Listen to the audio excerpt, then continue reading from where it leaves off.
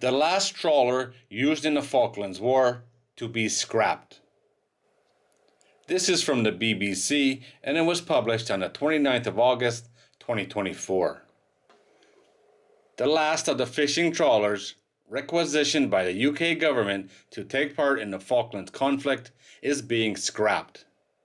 The Furnella, now known as Empire Persia, was built on Teesside in 1972 and one of 9 civilian vessels from Hull to travel to the South Atlantic in 1982. It then went on to become a treasure hunting ship on operations to find wrecks, some carrying gold and silver worth millions of pounds. Rob Robinson, maritime historian at All University, said, "The Furnella is one of a long line of trawlers to serve in wartime and has an amazing history since."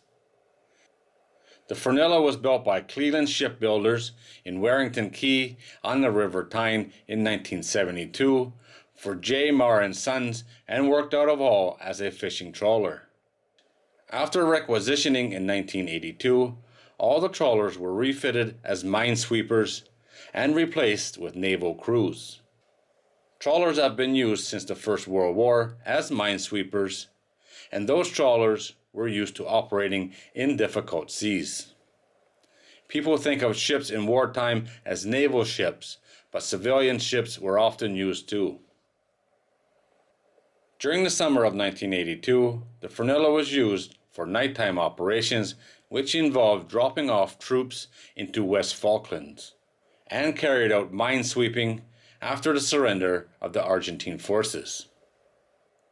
Later, the Furnella was used to chart newly created exclusive economic zones around the United States.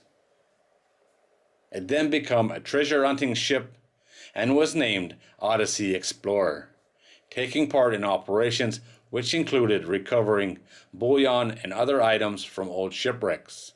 One of these wrecks was the SS Montella, which was sunk by German submarine U-81 in the Atlantic with a cargo of about 600,000 ounces of silver.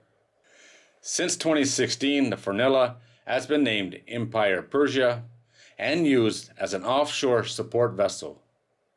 She is now moored in Skagen in Denmark.